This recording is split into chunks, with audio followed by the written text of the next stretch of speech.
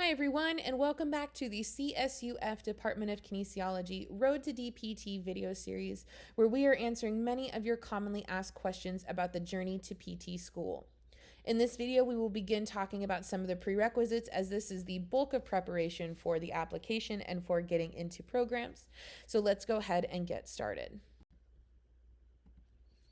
All right, so the first step is finding your prerequisite classes and understanding what is going to be required of you.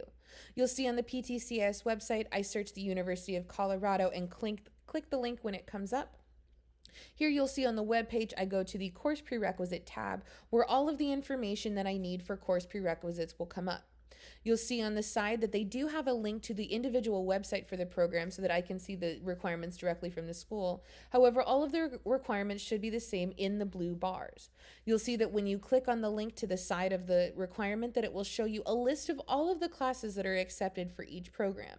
For instance, there are many options for anatomy, chemistry, chemistry 2, English, math, physics, all of the requirements that are created for that program. I can take a look and see which classes are going to be accepted, and therefore how do I want to plan my studies accordingly.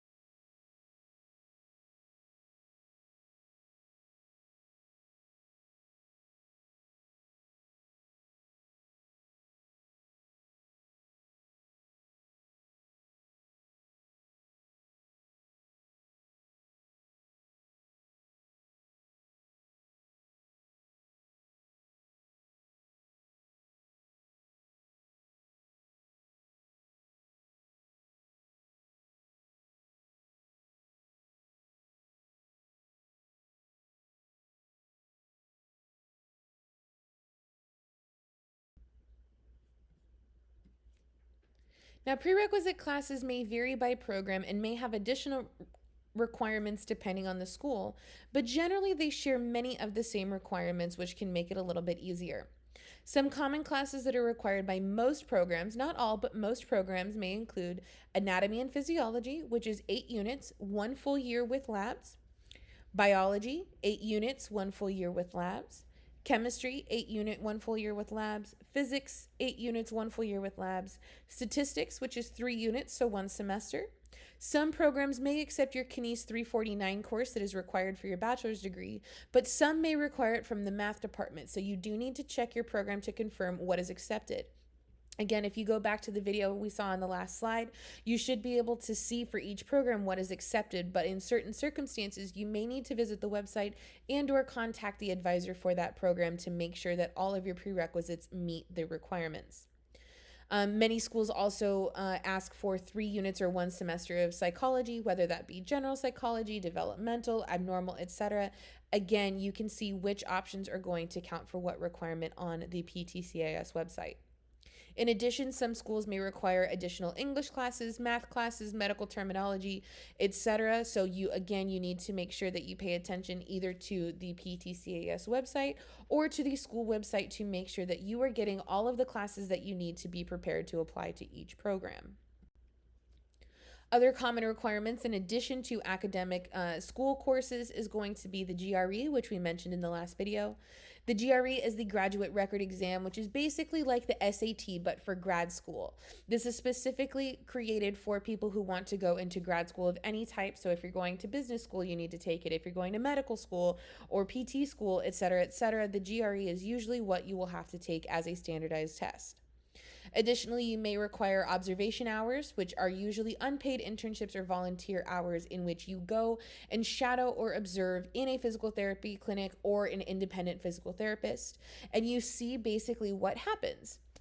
And many times you can be somewhat hands-on, but not too hands-on because you are not licensed yet, but you at least get to understand the flow.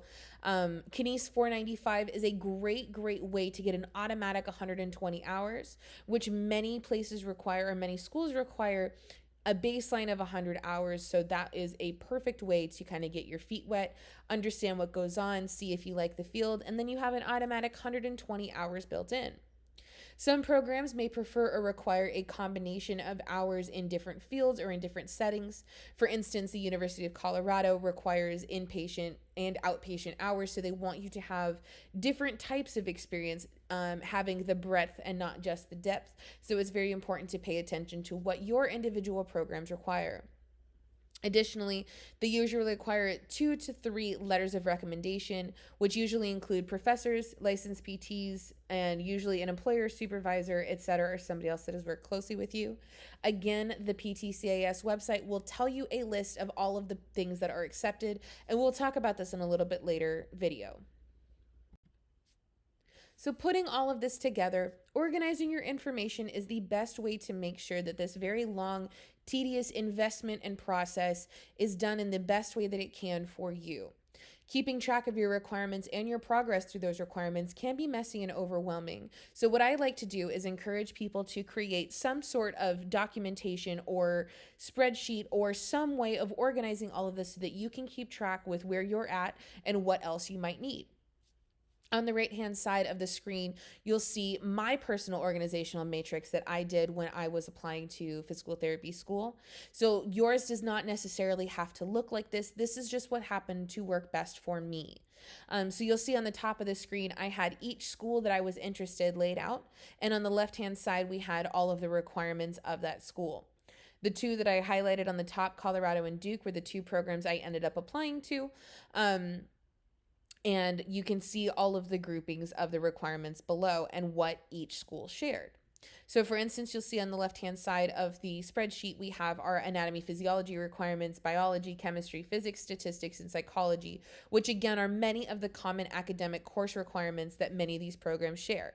You'll see that on Emory University, 3 of those squares are grayed out because they did not share those requirements, but it's pretty clear to see that the majority of the schools did share those, and therefore I wanted to group all of those together. The green squares were the squares that I had already completed. The yellow squares were the ones that were in progress. And prior to that, if I hadn't started them, I either kept them white or turned them red. So it was a little bit of a red light, green light situation of where I was at in that process and what I had left to fulfill for each individual school. Below the common requirements, again, as I mentioned, some programs have extra requirements for academic courses, which I put below the common courses. So you'll see that Duke didn't have any additional extra classes. However, Colorado required another 3 units of math and 3 units of English, which weren't shared by any of the other programs. This is where I would separate from the common course requirements to the extras. So again, you can make sure that you are on pace for each individual program. Below that, you'll see the non-academic or the additional requirements for each degree or for each program, which include the GRE, which you can see was required for every school, the observation hours, and how many they required. So you'll see that there is a wide range of hours where we went from anything from 0 hours required to 30 to 100 plus. These can vary very, very much by school. So please make sure to pay attention to what you need for each program.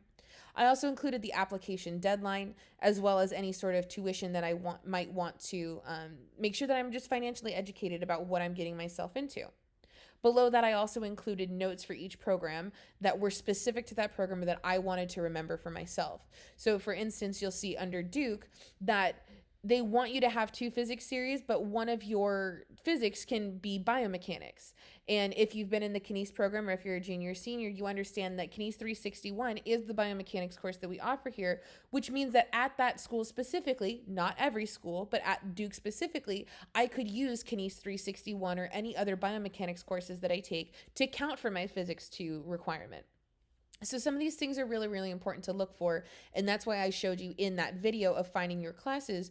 Look for which courses count for which requirements so that you can tailor make your application to be efficient, to be accountable, and make sure that you have all of your requirements in one spot and you understand what your plan of attack is for this very long process. That concludes our 3rd video for the Road to DPT series. Stick around for video 4, in which we will talk about options for completing your prerequisite courses and any sort of other information you might need.